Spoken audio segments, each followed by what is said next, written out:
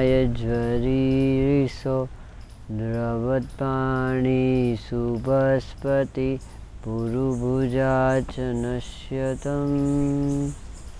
हे अश्विनी कुमारों, हे देवताओं, द्रुत गति से गति करने वाले, हे ऐसे सदा शुभ कर्मों को करने वाले ऐसे महान देव बीजों को मैं नमन करता हूँ, प्रणाम करता हूँ। नमस्कार मित्रों, मैं वैद्य प्रतीक पंड्या। आज मैं फिर से एक बार आप लोगों को हरितकी के बारे में वर्णन करने जा रहा हूँ। पिछले वीडियो में मैंने आपको बताया कि कौन कौन से रोगों में हरितकी का प्रयोग कर सकते हैं और उसकी जो ग्रंथकारों की, आचार्यों की क्या क्या संकल्पनाएं हैं, उनकी क्या कल्पनाएं हैं, उनके पर्याय है, उसके बारे में वर्णन किया। आज मैं आप लोगों को बताऊंगा कि हरितकी का हम किस तरीके से प्रयोग कर सकते हैं, कौन कौन से रोगों में उसको किस तरीके से उसका हम ले सकते हैं, कौन सी ऋतु में किसके साथ लेना है, कहाँ उसको नहीं लेना है, किसको वर्जित है, वो सभी के बारे में आज मैं आपको बताऊंगा। आचार्य भाव प्रकाश निघंटु के अंतर्गत आचार्य भाव प्रकाश वर्णन करते हैं, चर्विता वर्धते अग्नि पेशिता मल शोधनी। हरितकी को अगर चबा के लेते हैं तो अग्नि को प्रदीप्त करती, अग्नि का वर्धन करती है। शरीर के अंतर्गत व्याप्त सभी प्रकार की अग्नि का वो वर्धन करती है।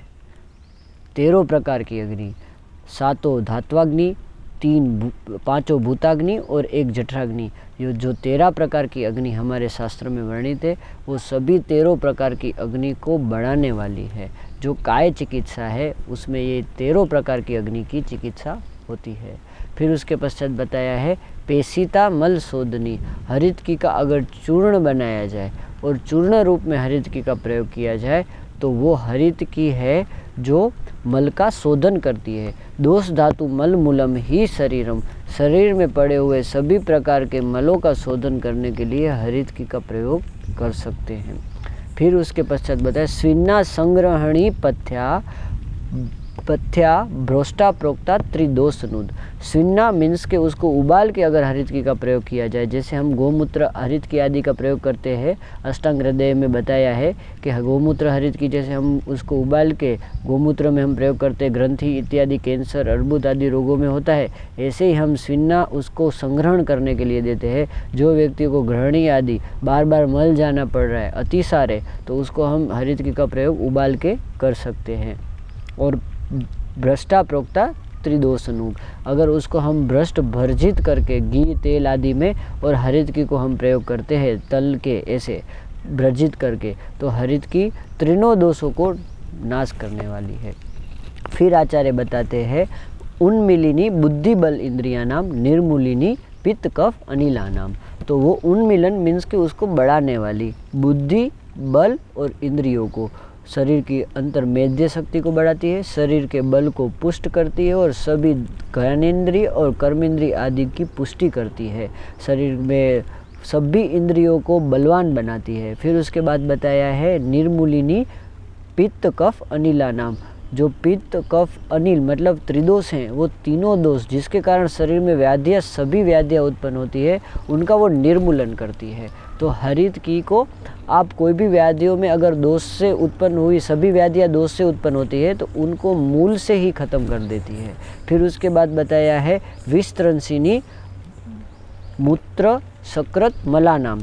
तो मूत्र शक्र जो हमारे मल बताए गए हैं उनको दूर करने के लिए हरितकी स्यात् स भोजनेन, हरितकी को हम भोजन के साथ अगर ग्रहण करते हैं तो वो मूत्र सकृत आदि टॉक्सिन्स जो शरीर के अंदर है उसको वो दूर करती है। फिर उसके बाद आचार्य बताते हैं अन्न पान कृतान दोषान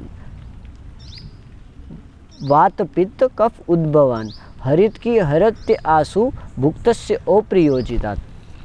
तो जो वात पित्त कफ से हमारे शरीर में दोष उत्पन्न कैसे होते हैं, हम अन्नपान ग्रहण करते हैं, हम भोजन ग्रहण करते हैं, कोई भी अन्न है हमारा भोज्य, फिर हमारा भक्ष्य है, लेय है, चोष्य है, पान है, प्रवाही के रूप में हर प्रकार के जो चारों प्रकार के आहार विहार ग्रहण करने का विधान बताया है शास्त्रों में, तो वो सभी प्रकार के जो आहार है वो हम आमाशयगत सभी दोषों को अगर उसके अंदर टॉक्सिसिटी व्याप्त है, अजीर्णासन, अध्यासन, विरुद्धासन, मात्रापूर्वक भोजन नहीं कर रहे हैं, अकाल में भोजन कर रहे हैं, विरुद्ध भोजन कर रहे हैं, तो तीनों दोषों को तुरंत प्रकोपित कर देती है। तो हरितकी का अगर प्रयोग हम भोजन के ऊपर तुरंत करते हैं तो वो तीनों दोषों का निर्मूलन कर देती है।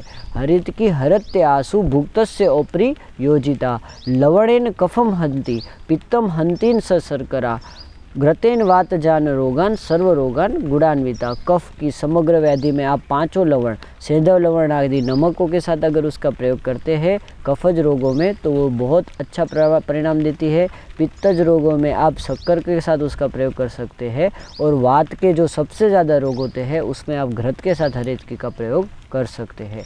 और बाकी के जब सभी लोगों में आपको समझ में नहीं आ रहे तो गुड़ के साथ हरितकी का प्रयोग आप सभी रोगों में कर सकते हैं।